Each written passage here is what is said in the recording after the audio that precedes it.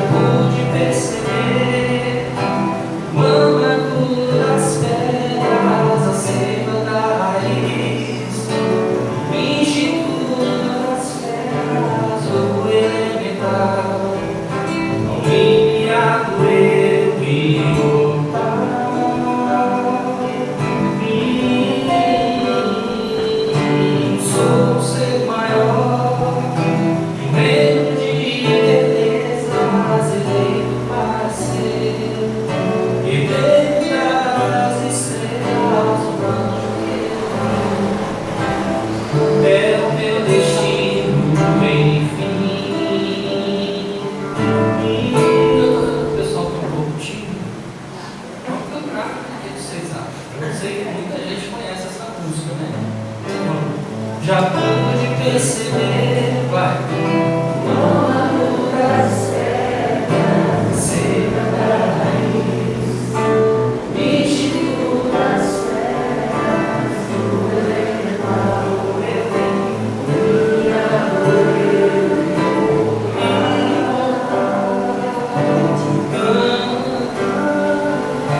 Sou seu maior, meio de beleza, viver para ser, viver das estrelas, é o teu destino, enfim.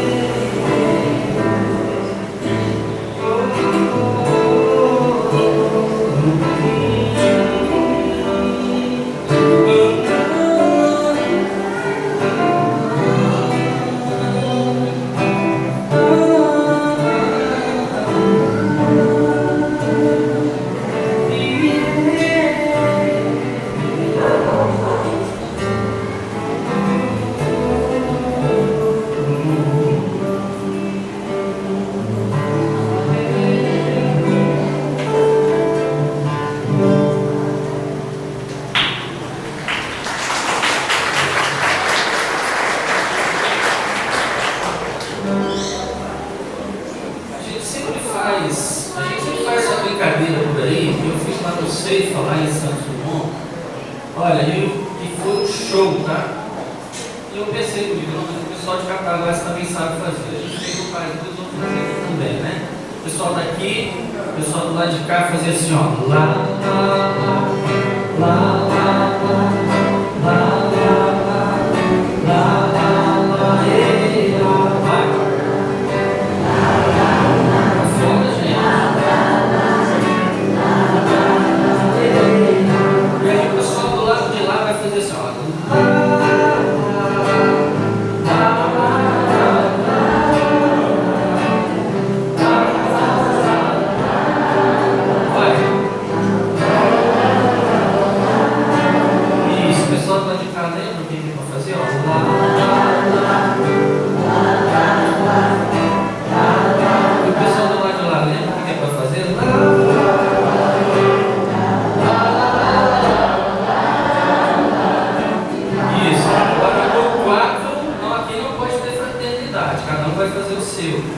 Então, no 4 nós vamos juntar as duas agora. Vamos lá. 3, 4.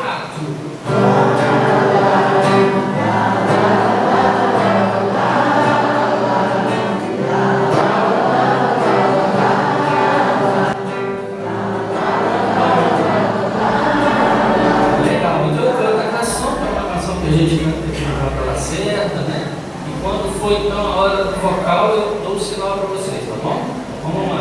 Dia, um bom dia para o sol, um bom dia para a tarde, um bom dia para viver, um bom dia para você.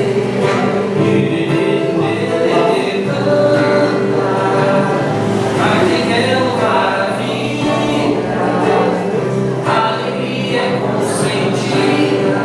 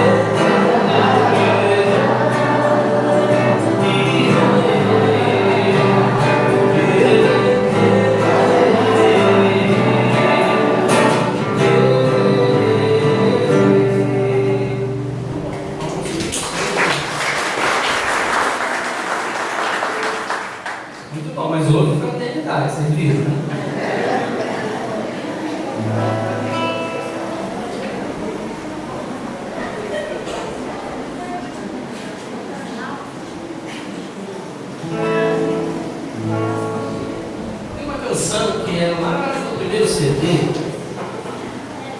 que, inclusive, não tinha esse cunho ainda, né, de divulgação do movimento espírita, mas algumas dessas canções desse CD caíram nas graças também do movimento, né?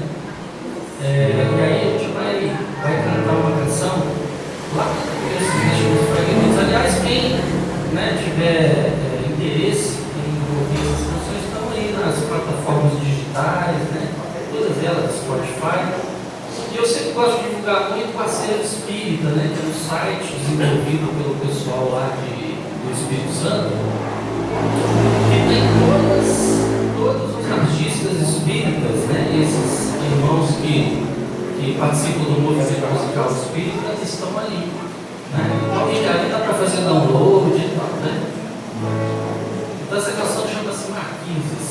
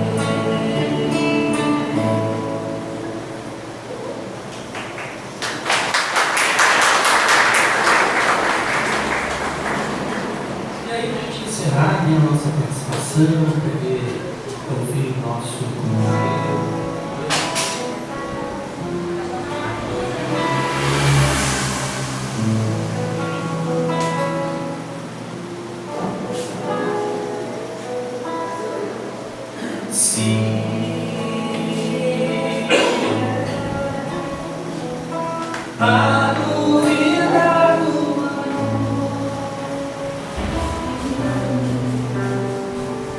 em função de oratórios,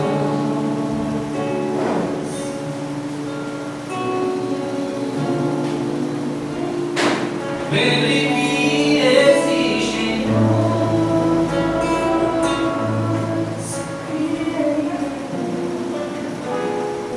dádivas do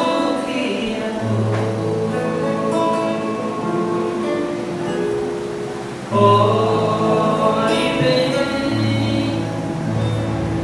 ao seu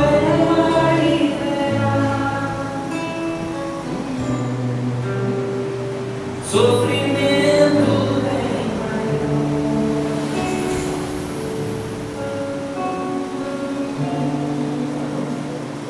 todo irmão que estende a mão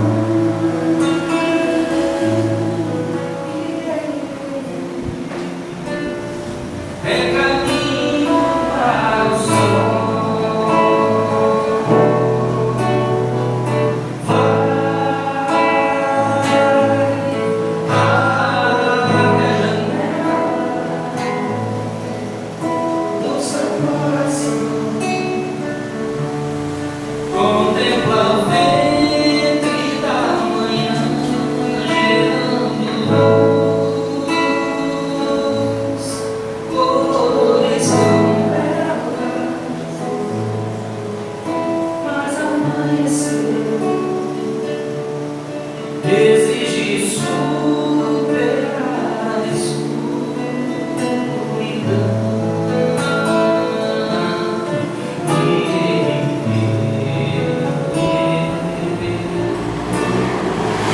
Seja feliz,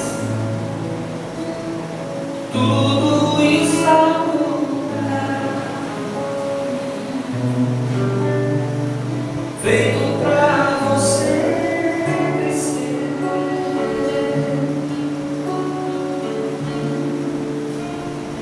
Nada que seja em vão.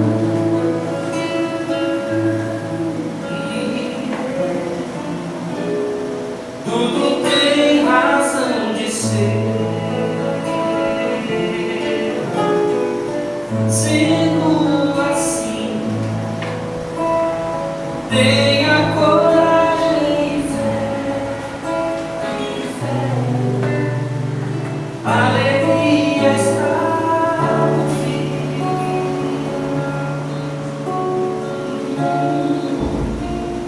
Nas veredas do Senhor.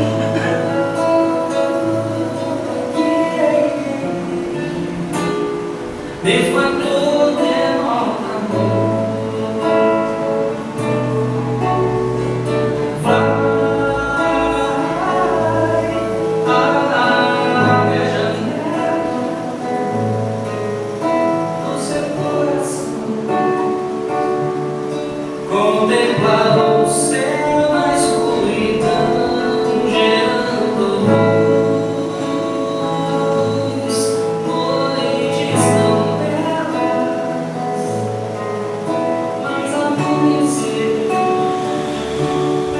também reluz no poder da imensidão.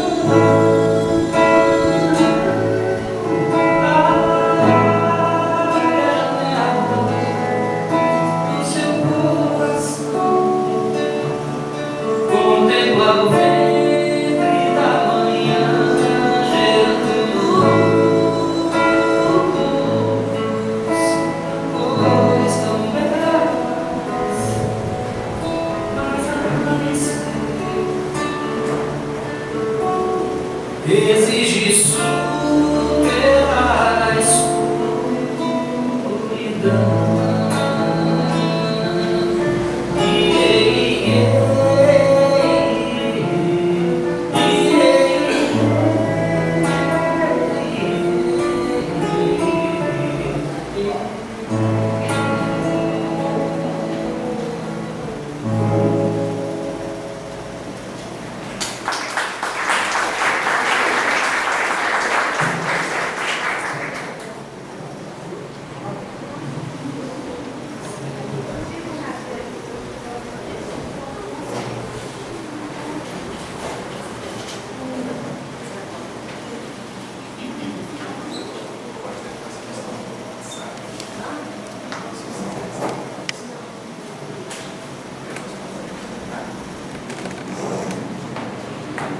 boa noite. A gente fica muito feliz de ver a nossa casa nojenta, tá? Sejam todos muito bem-vindos.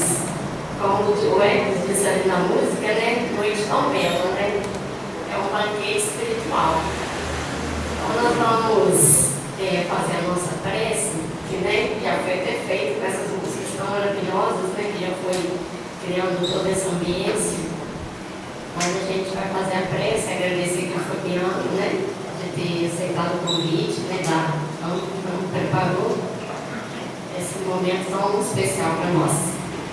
Então vamos serenar, entrar em conexão com essa vibração tão maravilhosa que a música já proporcionou. E vamos agradecer a Deus por essa noite tão bela, por estarmos aqui todos nessa casa tão maravilhosa, que nos acolhe com tanto amor, com tanto carinho. Eu sempre falo isso, que a gente tem que agradecer a quem veio antes de nós e construíram essas casas tão maravilhosas para que hoje nós pudéssemos ter esses momentos. Então, agradecidos, nós pedimos aos amigos espirituais para incluir o nosso irmão, também para nos pacificar, para que as reflexões que ele trouxe cheguem até nós como centelhas de luz, a nos esclarecer, a nos fortalecer, a nos amparar na nossa caminhada, na nossa vida diária, no nosso trabalho, na nossa família, em todos os nossos ambientes de convivência. E agradecidos por esse momento, nós pedimos permissão aos amigos espirituais para a gente dar início à segunda etapa do trabalho da noite. Que assim seja.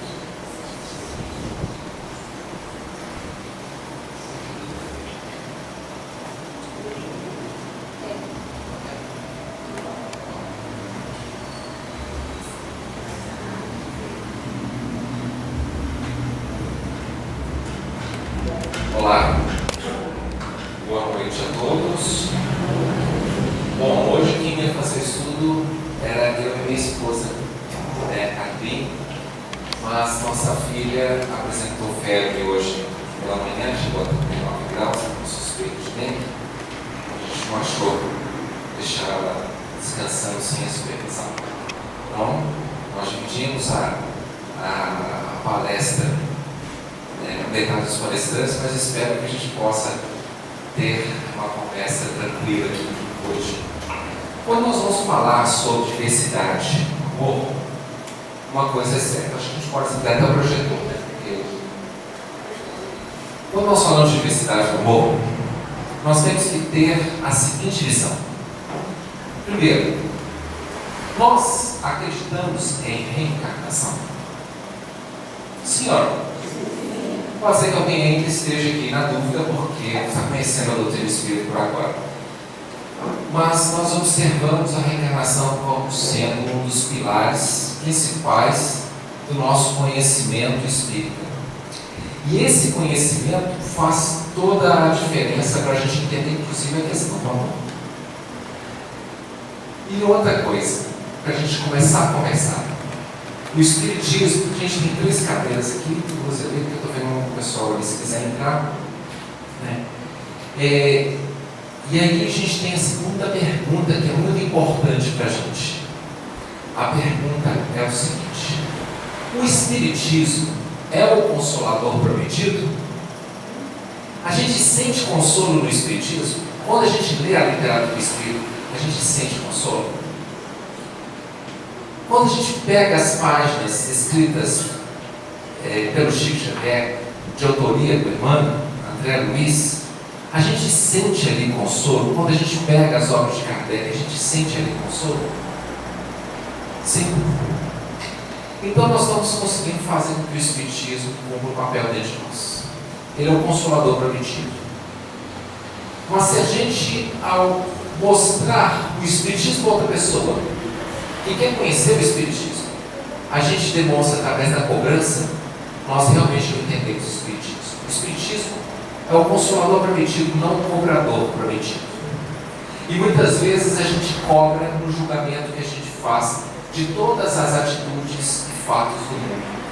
Então, para a gente começar a conversar sobre diversidade do amor, nós vamos trazer uma passagem que está lá em João capítulo 9, do cego de nascença, onde Jesus cura um cego de nascença. E quando ele passa, era sábado, ele vê um cego de nascença, ele vira para o cego de nascença, já se direcionando para ele, quando os discípulos fazem uma pergunta: Senhor, quem pecou? Ele ou seus pais? Afinal de contas, como compreender, se só tem uma vida, como compreender que alguém possa ter nascido com uma doença já desde o ventre? Fica difícil. Então os discípulos, eles dão duas opções: ele pecou ou seus pais. Detalhe, se ele pecou antes daquele nascimento, ou seja, alguma coisa de vidas passadas.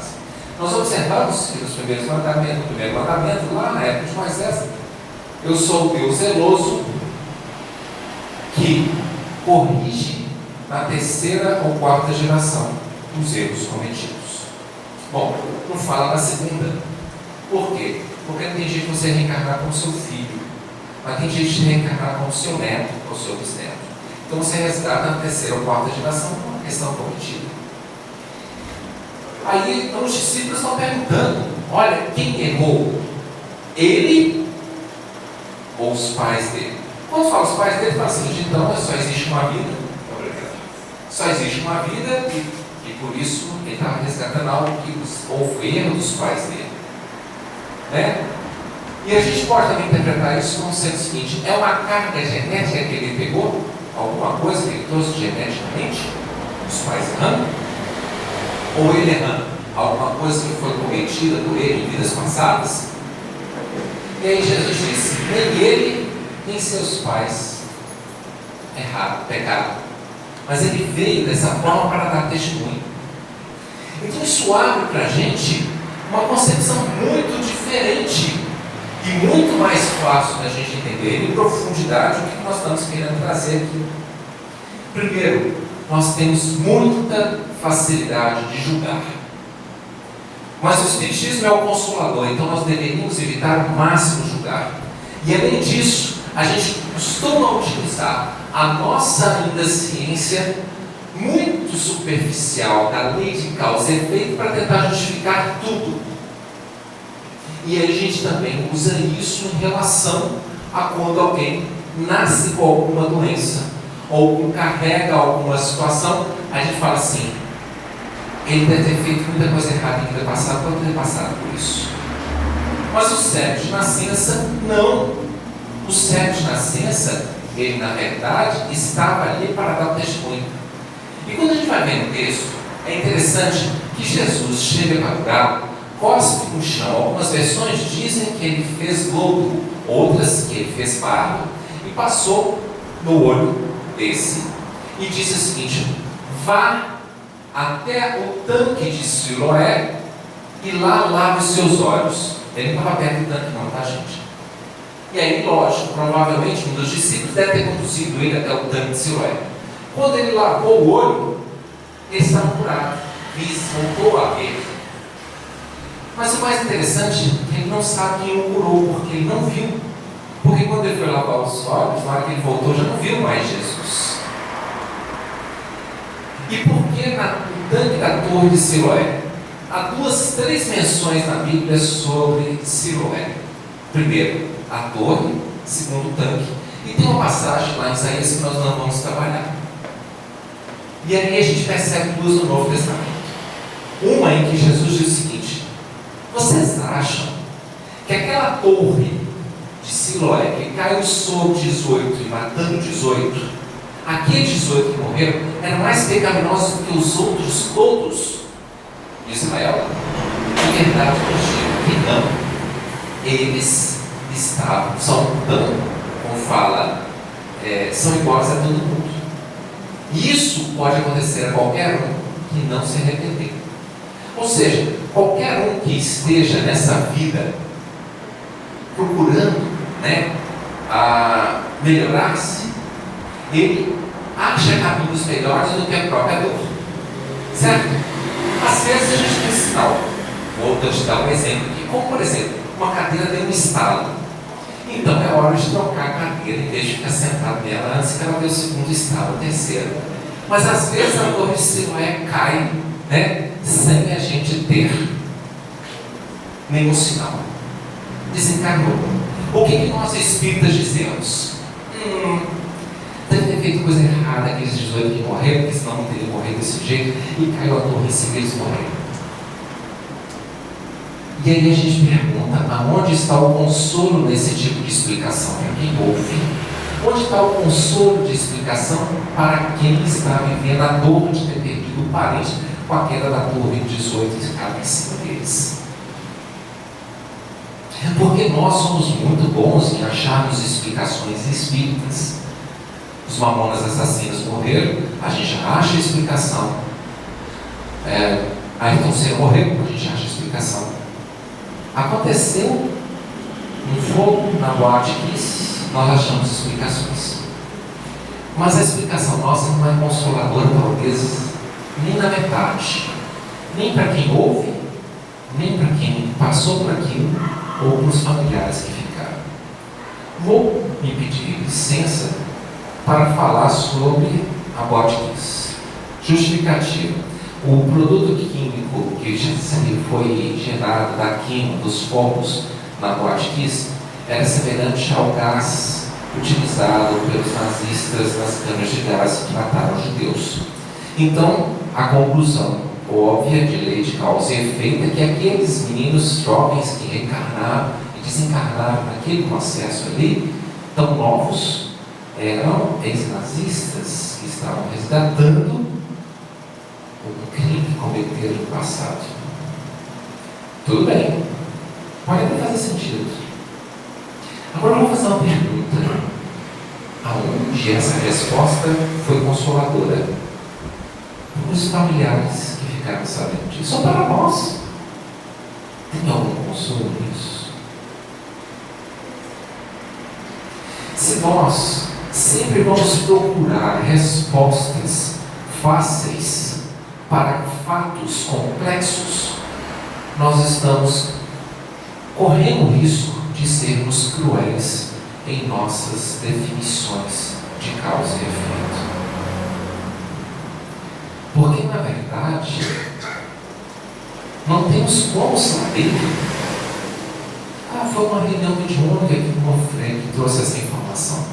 Primeiro, se espíritos superiores estavam ali a orientar, eles teriam noções de consolo. Se não, pode ser até mesmo do próprio médico.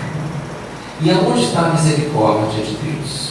Se a gente for pegar os livros da Ivone, um deles que foi excelente, muitos nós espíritas temos medo de indicar, que é Diário de um Suicida, né? A Memória de um Suicida, está vendo que é uma coisa errada.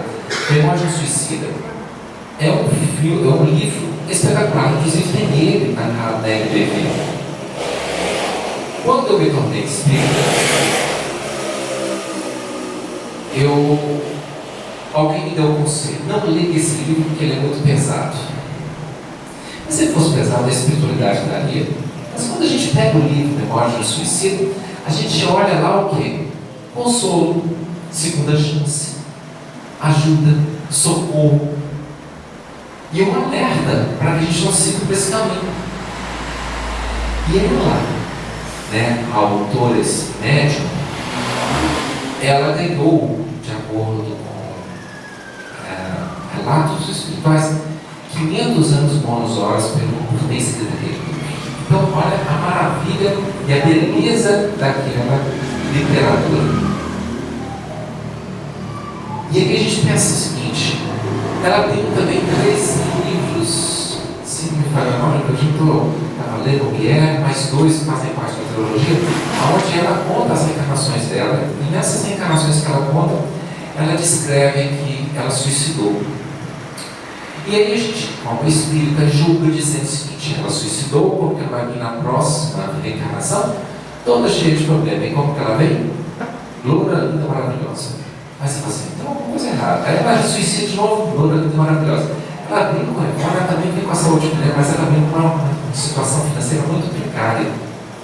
E aí ela consegue vencer aquele processo que ela estava presa a ela, reencarnações e reencarnações ligadas ao suicídio. Ela consegue resolver com essa reencarnação, onde ela escreve Memórias de um Suicídio, inclusive, como Chico Xavier dizendo que ela foi uma das médiuns que conheceu com maior velocidade naquilo que escreveu. Olha a diferença que isso significa. Por quê? Porque se fosse nós, na condição de Deus, fazer, minha filha, você cometeu esse crime, agora vai vir todo problemático. Só que nós não sabemos o que nós fizemos em vidas passadas para a gente começar a querer em situações totalmente problemáticas.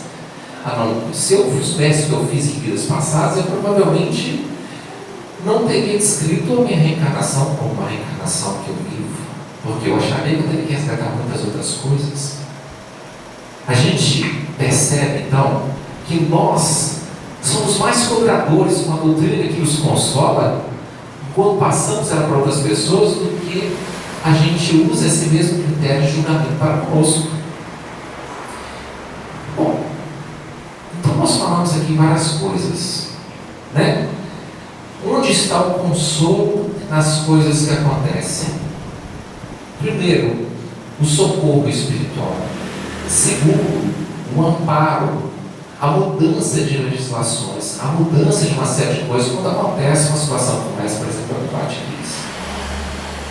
E aí a gente vira e fala o seguinte, mas o resgate coletivo existe dentro da doutrina espírita, nós sabemos que ele é verdade, mas às vezes ele resgata coisas de 1.600 anos depois, como um finalzinho de resgate, e você olhando aquelas pessoas, você não consegue nunca identificar nelas aquilo que a gente julga que seria necessário para estar resgatando aquilo.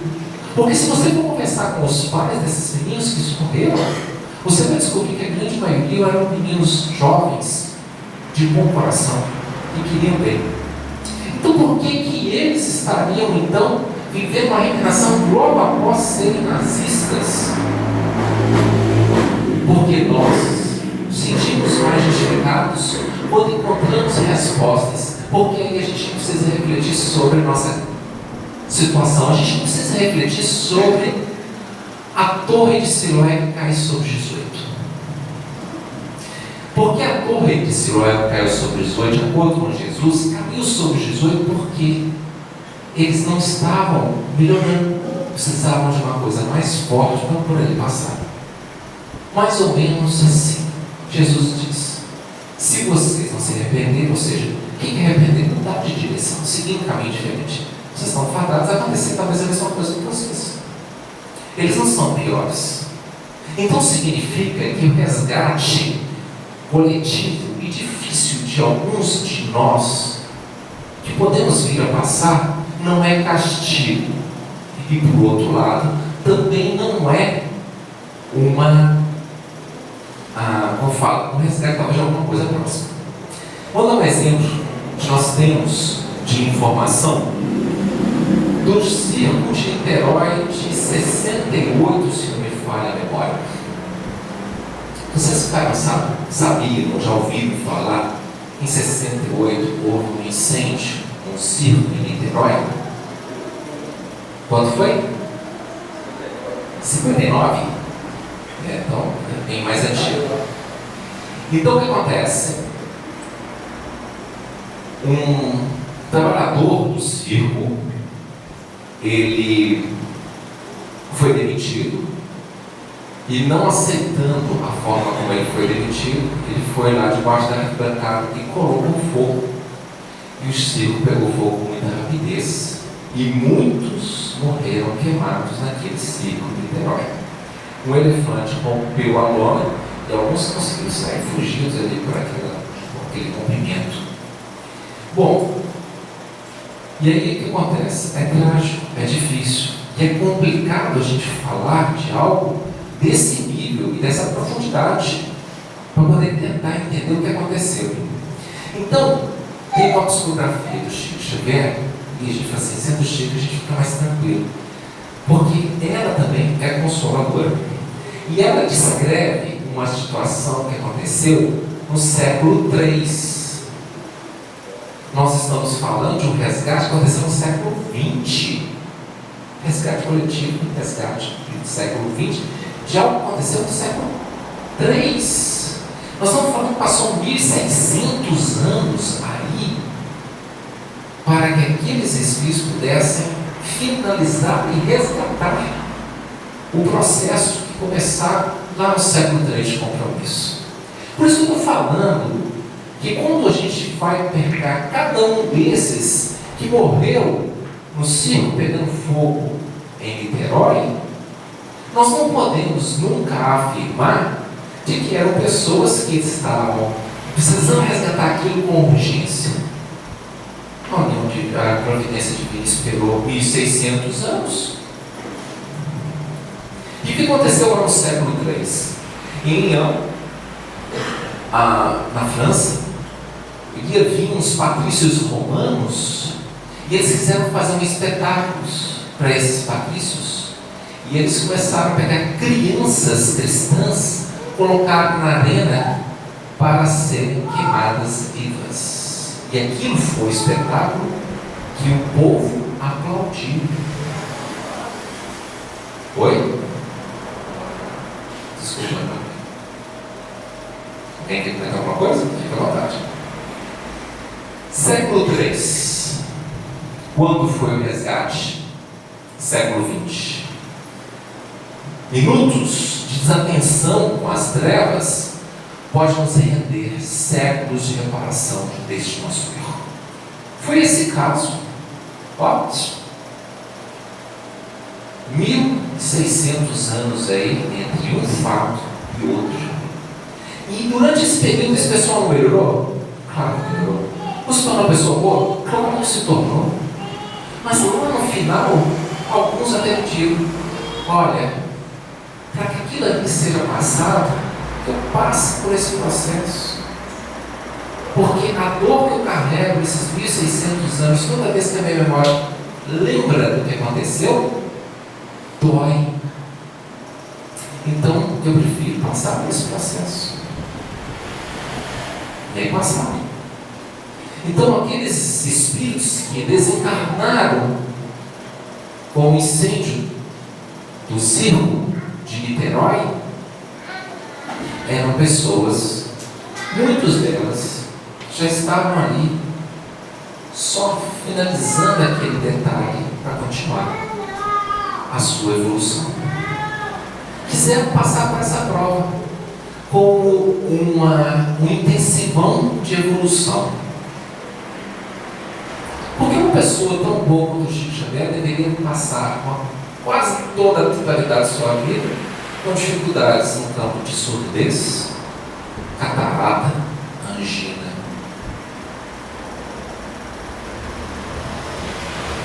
O bem não cobre o mal? Claro. Mas alguns espíritos pedem para passar por essa prova difícil para mostrarmos para nós que nós podemos passar com segurança e vitória e agradecer pela vida que temos. Porque quando a gente olha e fala o seguinte, um Chico Xavier teve uma catarata, uma angina, uma quase surdez, eu não reclamava desses problemas da vida dele. Por que eu vou reclamar de problemas que batem a minha vida e que eu sei que eu merecerei passar? Então alguns de nós que passam por um câncer, pessoas boníssimas, extremamente amadas de nossos corações, que sofreram com o câncer, não somos bons para dizer o seguinte, o que ele fez em vida passada? Não. Às vezes ele está resgatando algo de 2.000 anos. Era o fim de um ciclo que ele precisava fechar. E ele pediu por essa doença. Porque nós queremos o imediatismo no resgate.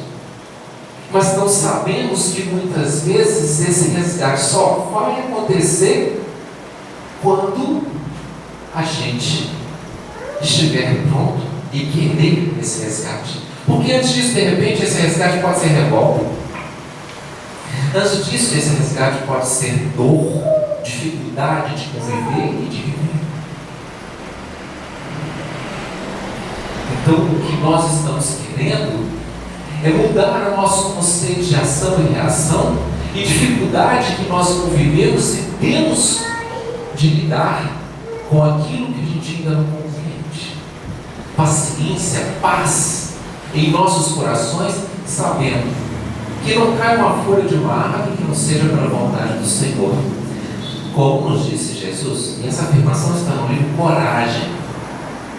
E eu fui procurar onde estava essa afirmação. Não cai uma folha de uma árvore que não seja para a vontade do Senhor. E o Emmanuel afirma como nos afirma Jesus. E eu procurei no Evangelho Novo, no Antigo Testamento, e não achei. Mas hoje na internet é tão fácil, a gente acha as coisas com muita facilidade. E onde está essa frase? No Alcorão. Então, Emmanuel comenta que o Alcorão foi escrito com a mão de Jesus, pela mediunidade de Maomé. Para quê? Para a gente evitar de julgar. Para a gente não achar que certas religiões são totalmente erradas, certas posições são totalmente antiquadas e sem nenhum aprendizado e crescimento. E o que isso tem com a diversidade? Tem a ver com a seguinte questão. Da mesma forma que o cego foi lá lavar os olhos nos tanques de Siloé para chamar a atenção que a lei de ação e reação não é entendida da forma como deveria ser, principalmente por nós espíritas que a conhecemos. A gente tem a tendência de achar que tudo tem que ser resgatado muito rápido. Quando há o resgate, é porque nós somos merecedores. Só sofre quem tem merecimento, quem não tem merecimento não sofre. Essa frase nos incomoda. Calma aí, então eu prefiro ter merecimento para não sofrer. Mas a gente prefere ficar atravancado na mesma posição evolutiva ou a gente prefere evoluir? Porque muitas vezes esse processo funciona como um processo catalisador. É um instante para o espírito de sofrimento, mas às vezes séculos de reparação desnecessárias dali para frente. No livro Diálogos e Recordações, que são feitas com base na memória do Arnaldo Rocha, conta que o Arnaldo Rocha, grande amigo do Chico Xavier, Arnaldo Rocha foi um amigo da Guimê. Ele conheceu o Chico Xavier depois da morte de Guimê. Chico Xavier falou: vou contar para você quais foram as minhas reencarnações passadas, muitas aonde o Arnaldo Rocha inclusive estava envolvido, para que você possa, depois que eu desencarnar, informar o que eu fui, porque vão dizer muitas coisas que eu não fui. E aí a gente observa nesse livro de Diálogos e Recordações que Chico Xavier foi a Flávia do livro Há 2000 anos e foi a Lívia do livro Ave Cristo. Como desencarnou a Lívia do Ave Cristo do 2000 anos? Ela desencarnou cega. Como desencarnou a Lívia do Ave Cristo? Ela desencarnou cega. Então nós observamos que aquele karma que o Chico Xavier precisava resgatar no campo da visão foi resgatado como Lívia e como Flávia. Desculpa, como Flávia e como Lívia. Mas agora é como se estivesse fazendo uma lição. É possível a gente viver diante das mazelas e dar uma demonstração muito grande de amor, de crescimento. Porque muitas vezes aqueles que sofrem passam para a gente a informação de serem mais grandiosos em atividades espirituais do que a gente imagina. Quantas pessoas que têm às vezes uma mazela demonstram muito mais atividade de amor, de carinho do que aqueles que têm saúde. Porque muitas vezes essas pessoas que estão passando por isso já aprenderam uma série de coisas que nós ainda vamos aprender. E é fácil a gente julgar, mas é difícil a gente entender o que é a verdade. E quando nós falamos disso, dentro da doutrina espírita, há uma tendência de dizer o seguinte: se alguém vem na condição homossexual, é porque ela está pagando algo que fez em vidas passadas. Mas na verdade, não. No livro Sexo, Vida e Sexo, do Emmanuel, esse personagem que nós estudamos em 12 anos, se nós formos pegar o capítulo homossexualismo, por exemplo, nós vamos perceber que lá é afirmado que muitas vezes nós vemos na condição inversiva. O que é condição inversiva? Os espíritos têm sexo. Pergunta de Kardec no Livro dos Espíritos. Não como entendeis. Ou seja, não tem sexo, mas o sexo está na mente. Então, imagina eu reencarnei 4, 5, 6 vezes seguidas como homem. Eu digo mais, deve reencarnar várias como homem. Aí numa eu venho como mulher. Como que seria difícil eu manter, depois de minha mente acreditar que eu sou homem, com reencarnações e reencarnações sucessivas, eu vim como mulher. É castigo? Não. Experiência necessária. Então, isso é importante a gente entender, porque toda vez que eu falo, às vezes isso dentro de centro espírita, eu sinto que alguém mexe na cadeira, incomodado.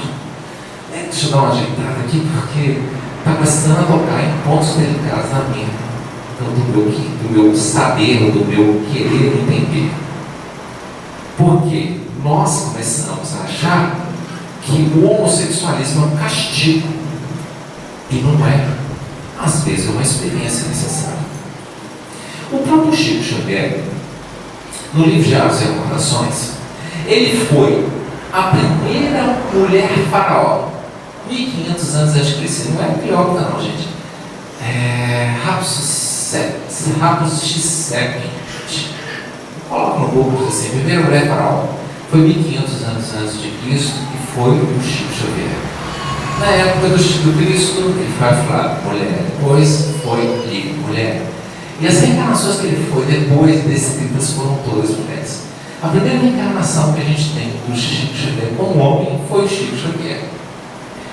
E aí a gente olha o Chico e fala o seguinte: ele tinha um estilo todo feminino. Então não faz sentido a gente achar que ele foi Kardec. Por quê? Porque Kardec recebeu do Espírito de Verdade, e olha, o Espírito de Verdade é Jesus Cristo. Então, se falou, aconteceu. Que ele ia reencarnar logo depois. Aí nós espíritas, com pouco conhecimento ainda de causa e efeito, olha ali naquele meio daquela questão, fala assim: quem reencarnou depois e fez um trabalho espetacular no Espiritismo? A gente, Chico Xavier. Então Chico Xavier reencarnou. E isso não é só encarnados que acham isso, mas até desencarnados acham. Bom, ok. Mas, que é uma pessoa muito mais parecida com Kardec, que veio depois do desencarne de Allan Kardec, e que poderia ser a própria reencarnação dele. Estou dizendo que não, tá, gente? Não estou dizendo que tem muito mais a ver com ele.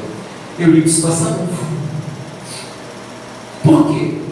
Porque o livro Spassanufo aplicava o processo pedagógico de Pestalozzi sem nunca ter lido Pestalozzi.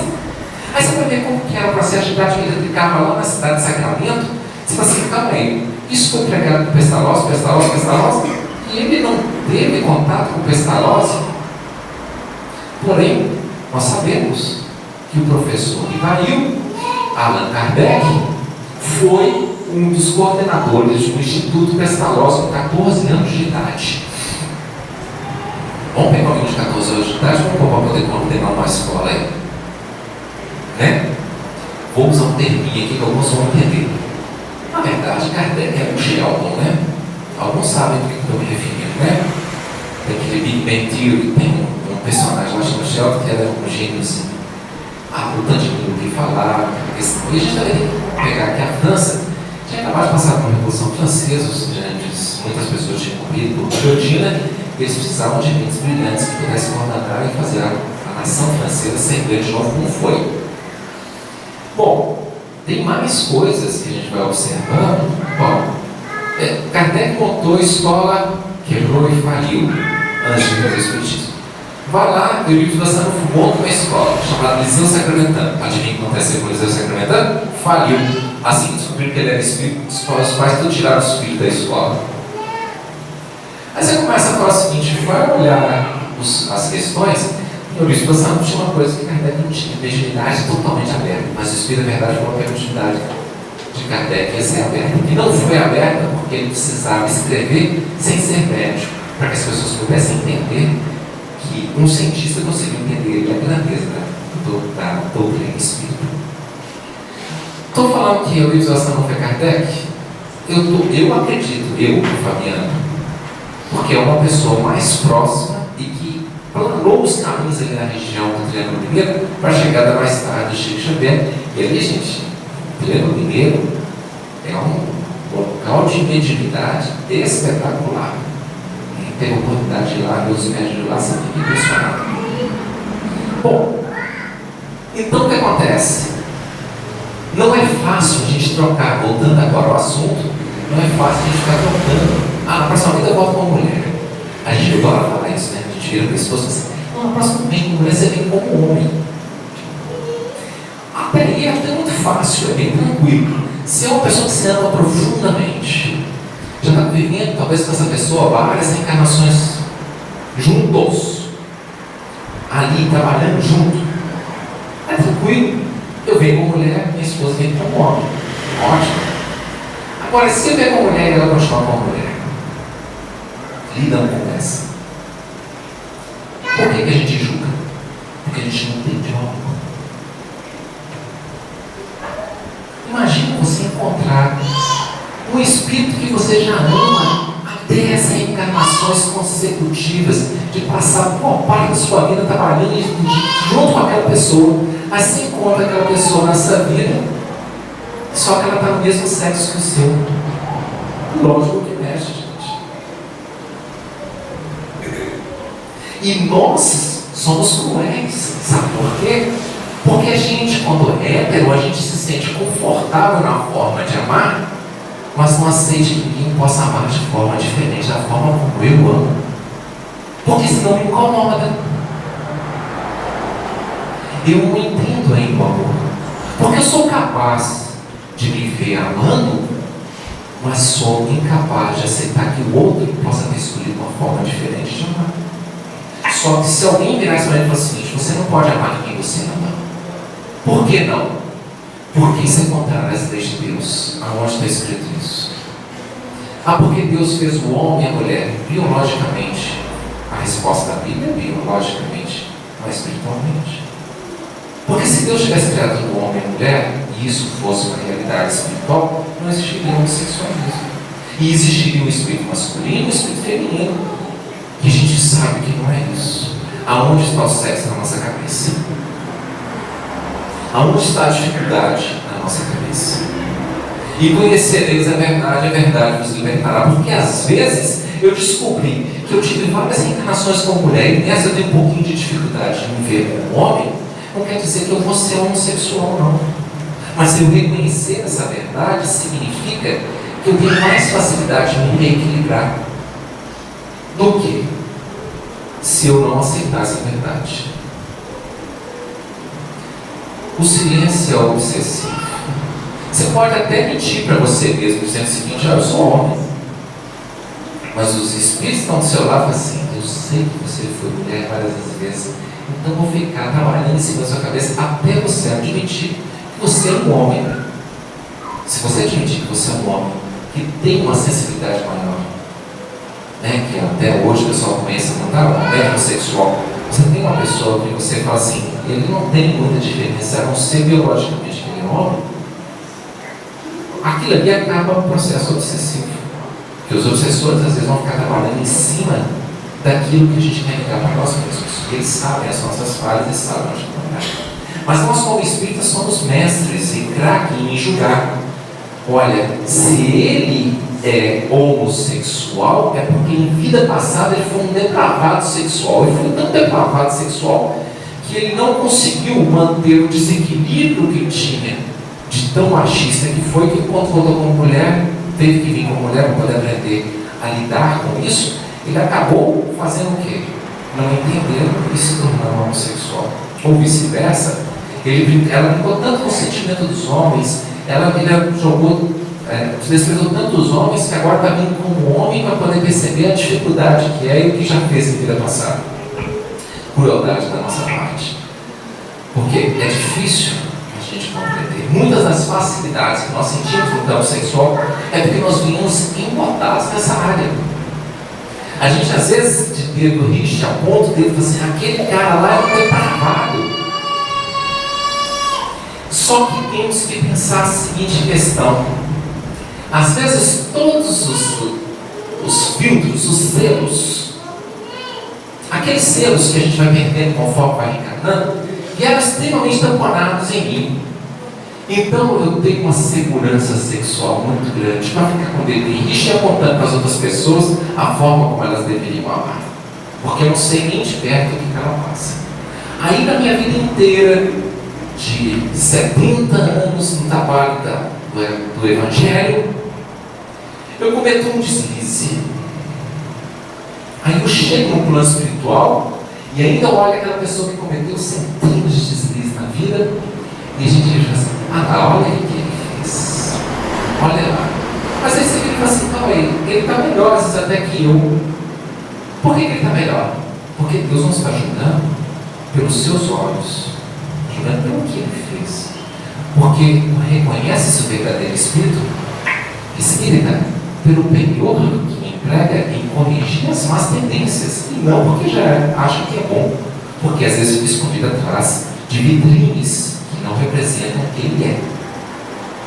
Aí vira um espírito, gente, muito caridoso, e diz assim: ô Fabiano, você lembra aquele desequilíbrio que você teve, que você quase arruinou sua reencarnação? Lembro.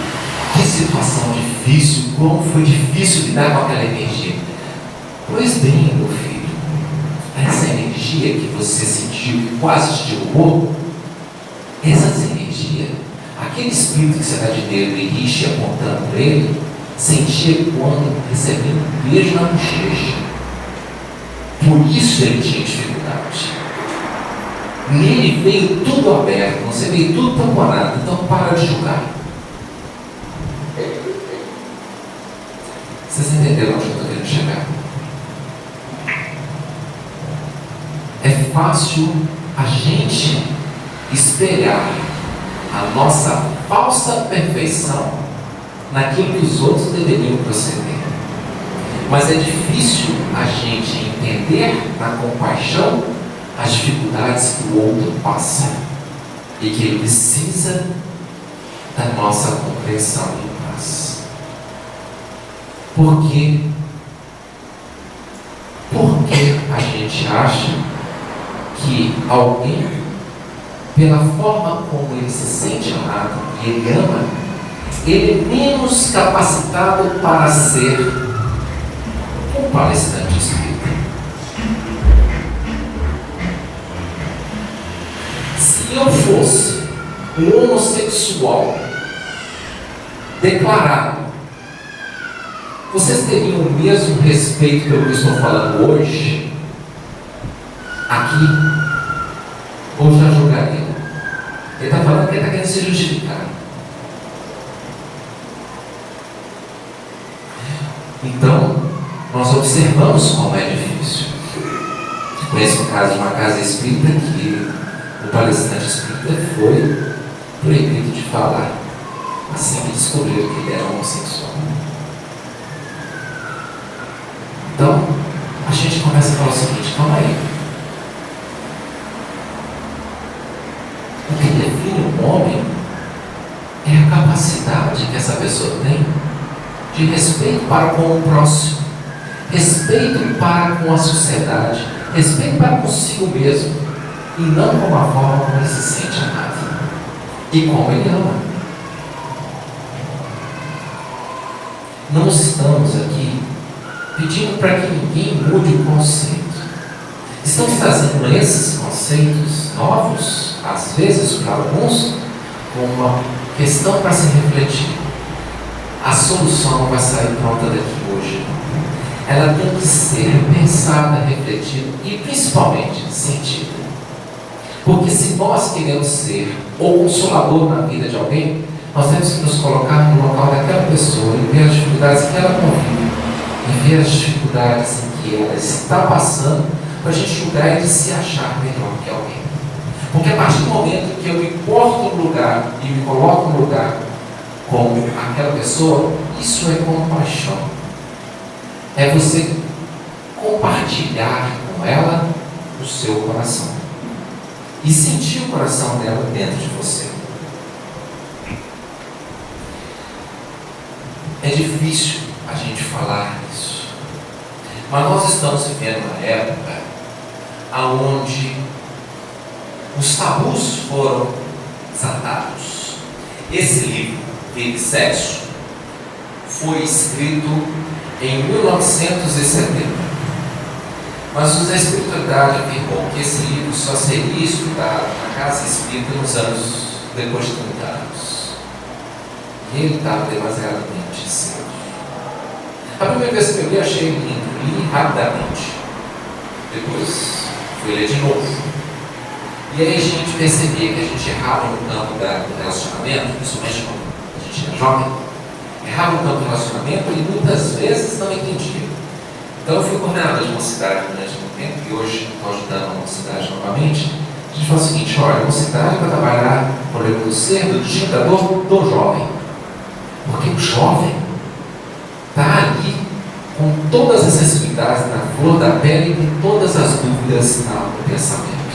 Ele não sabe o que ele vai ser profissionalmente, ele não sabe a quem ele vai estar afetivamente vinculado, ele não sabe o que o futuro reserva. Se alguém vai pagar para ele algum dia um salário para que ele possa ter sua própria casa, ter a sua própria sustento, ter a sua própria condição de viver. Todos nós que já fomos jovens podemos lembrar assim: realmente, quantas dúvidas eu tinha naquela época. Né? Eu vi meu filho virando para mim e falou assim: não sei se algum dia alguém vai me pagar para eu poder fazer alguma coisa. Eu falei: gente, com essa dúvida também, filho. Então o que acontece? Que legal, meu pai também já teve essa dúvida. Então é uma coisa que vai acontecer naturalmente. Mas as coisas vão acontecendo de forma, quando a gente vê, a gente já tem uma condição de ter uma casa, de ter uma esposa, de ter um marido, de ter filhos, de manter uma casa. E já temos também estudos de saber o que a gente quer no mundo, o que a gente vai fazer profissionalmente, como a gente vai crescer. Então, o que a gente começa a perceber?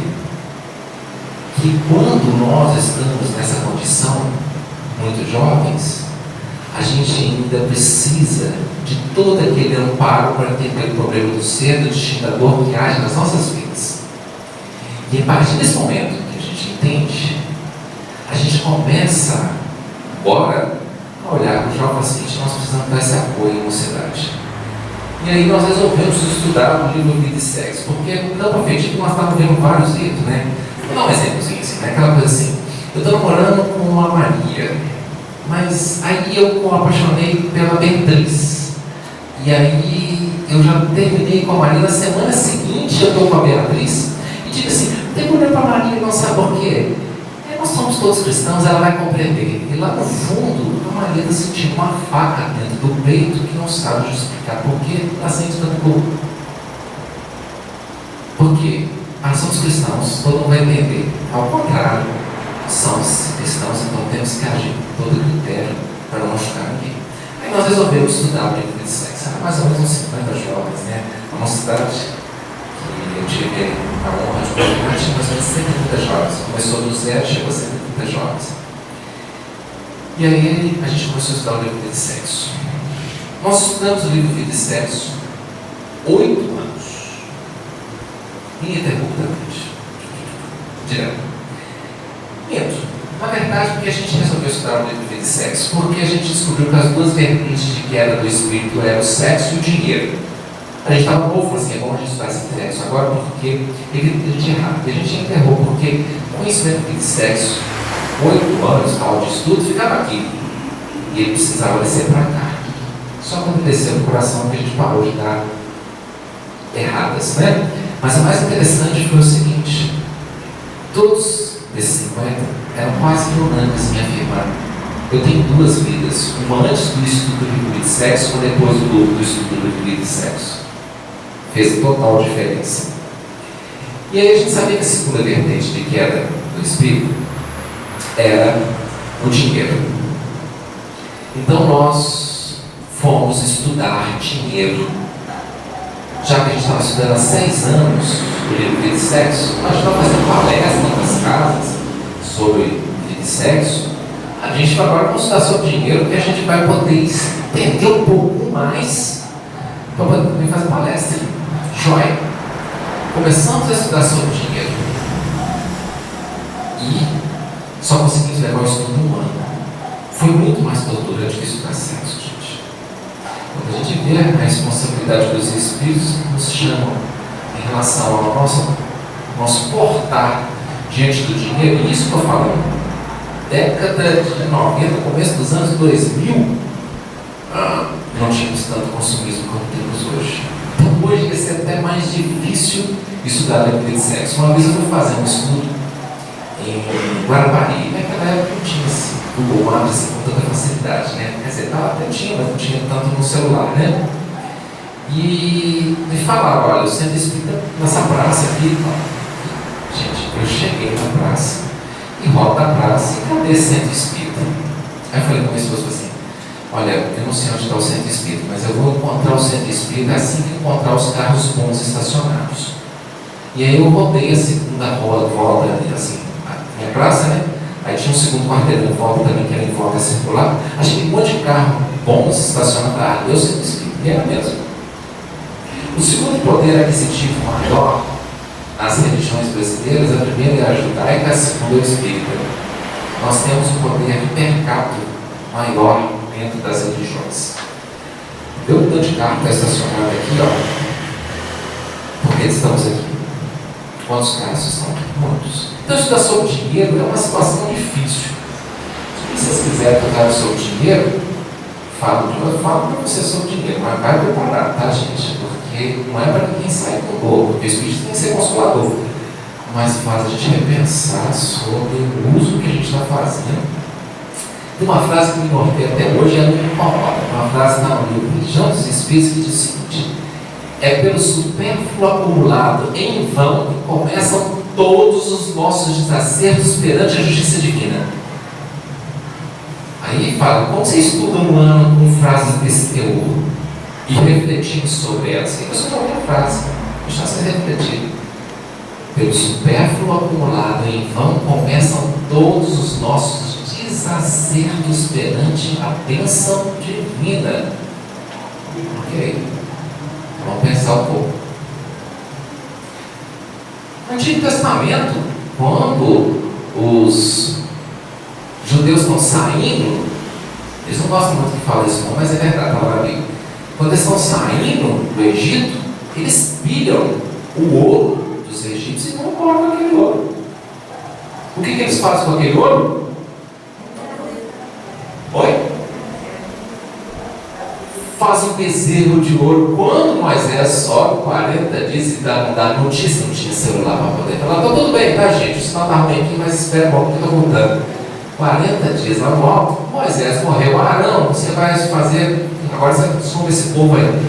Beleza, então vamos construir um bezerro de ouro. Olha, supérfluo acumulado em vão, o ouro que eles pegaram dos egípcios se tornou o quê? Um problema de adoração a um bezerro de ouro que fez com que uma viagem que provavelmente iria do Egito até a terra prometida uns 10 dias. Levou quanto tempo?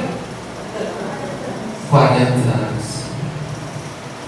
Gente, muitos especialistas são espíritas. Dizem que o povo ficou vagando 40 anos pelo deserto por causa de bezerro de ouro. É de se pensar.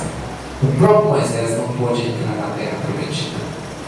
Mas foi 40 anos, é para dar tempo de todo mundo que saiu do Egito desencarnar e todo mundo que estava no Egito reencarnar para poder exílio para Canaã sob uma nova concepção e não trazer aqueles velhos fantasmas do Egito. A primeira visão é que eles queriam vários deuses, já estavam lá tendo que fazer culto a um bezerro de outro. Então, pelo supérfluo acumulado em vão, começam todos os nossos desacertos perante a justiça divina. Vamos ler lá o nosso lar. Qual foi o problema de nosso lar? Para Allan Kardec, para André Luiz. Dinheiro que ele tinha excessivamente junto ao pai, fez ele abusar de uma moça que trabalhava na casa, fez ele achar que poderia cobrar uma dívida, porque é impossível você viver de dinheiro. Você vai cobrar uma dívida do seu melhor amigo, e depois ele conta lá no nosso pai e tem assim, nossa senhora, eu tenho vergonha. Eu queria que todo mundo é transparente. Em todos os sentidos. Né? Para a gente é transparente mesmo, mas para eles não são muito transparentes. Mas o que nós somos intimamente somos. Sabe por quê? Olha como é bom reencarnar. A gente não para de pensar nisso. Eu estou pensando. Mas ninguém está lendo o pensamento. Beleza.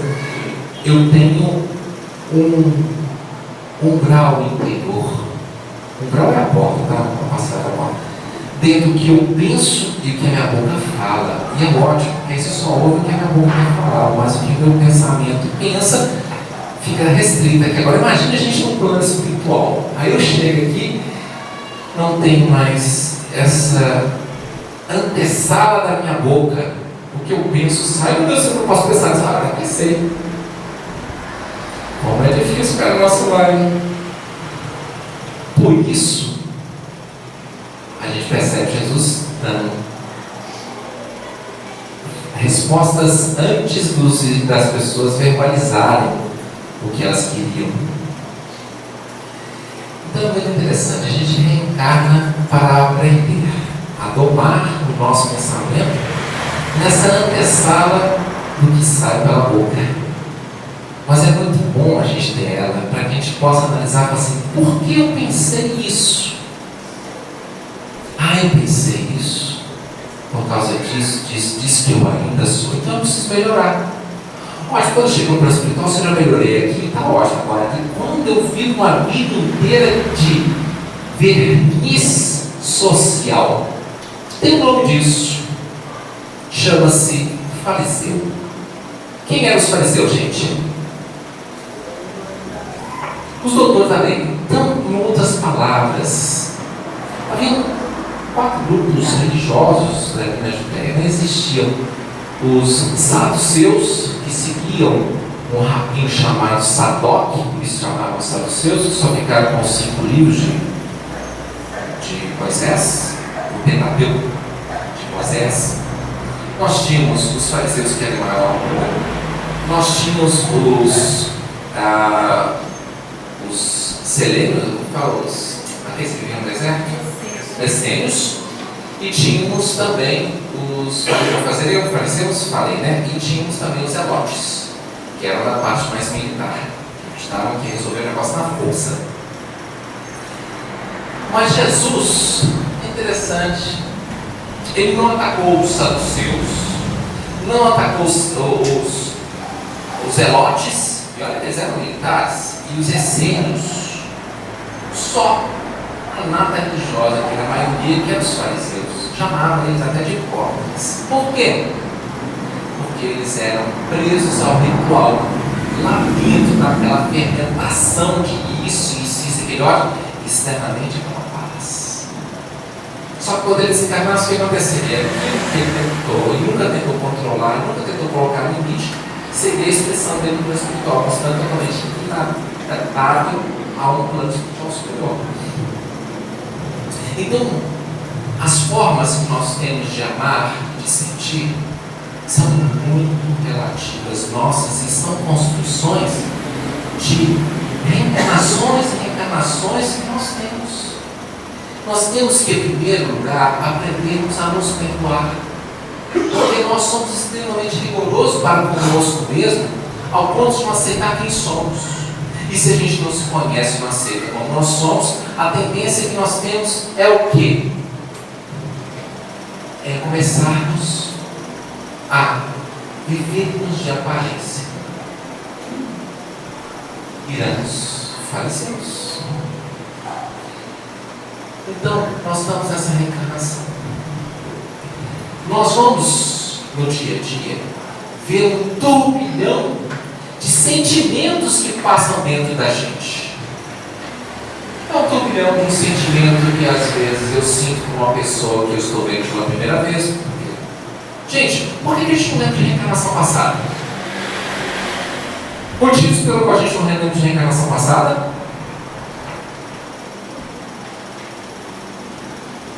Esse e aquele outro, vamos lá. O pessoal estava vendo a gravação aí, eu falo assim, eu não ouvi, é porque ninguém falou, tá, gente? Vamos lá. Imagina se em vida passada eu fui médico. Eu chego nessa, gente, eu quero clinicar novamente, mas você tem que fazer medicina para clinicar. Mas na vida passada eu clinicava, mas nessa assim ainda não tenho título. Isso só tem 9 anos de idade. Ah, então tá, então deixa eu ficar mais velho e refazer novamente medicina, se fosse eu tão. Mas às vezes eu posso ir tão botado no campo da biologia que eu não consigo nem ser médico. Você tem que ir para outros campos. Às vezes eu posso ter sido um ótimo matemático em vidas passadas, daí eu reencarno nessa dificuldade das contas. Por quê? Para não continuar de novo fazendo matemática. Agora, lógico, se eu tiver uma missão para comunicar de matemática, aí aquilo que eu já aprendi vem mais. Eu tocava piano em vidas passadas, hoje eu não sei só tocar campainha. Então, aí, nesse caso, por quê?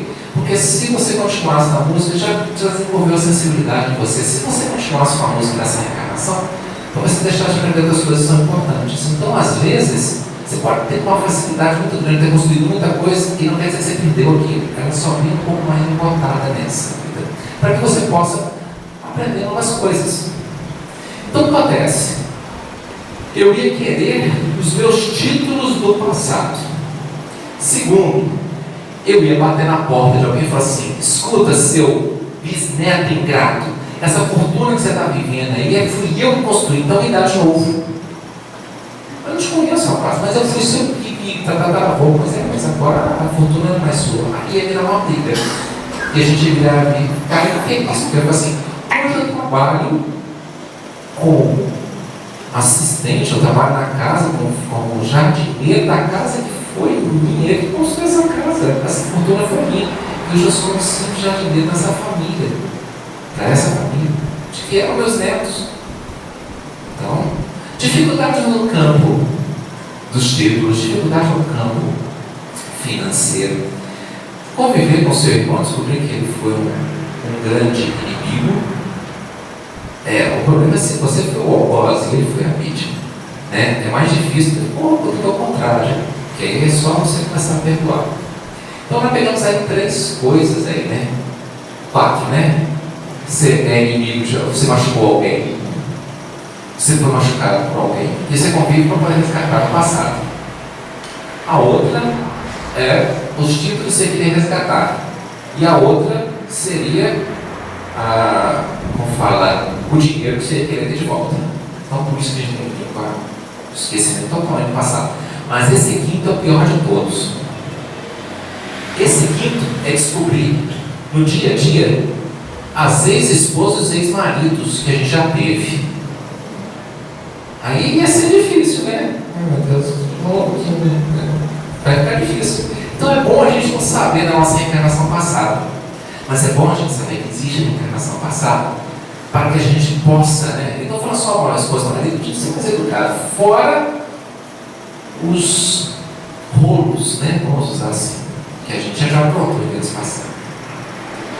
E muitas vezes a gente desperta alguma coisa por alguém. Despertei por alguém. Meu plano de casamento está balançando. Calma aí. Espera aí, gente. A gente sabe de reencarnação, sabe. E sabe que muitas vezes nessa vida a gente está aqui para resgatar com essa pessoa e não para complicar novamente com essa pessoa.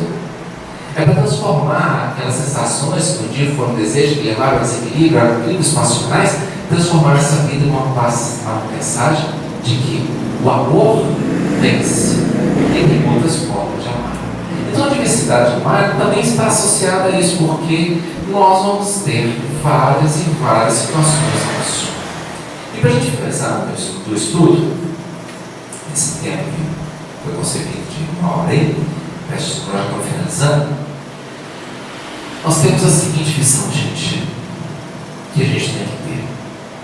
O cego de nascença é um exemplo que eu queria que a gente finalizasse agora com ele. O cego de nascença era alguém que não precisava passar por aquele processo, mas ele passou para dar para a gente uma ótima lição.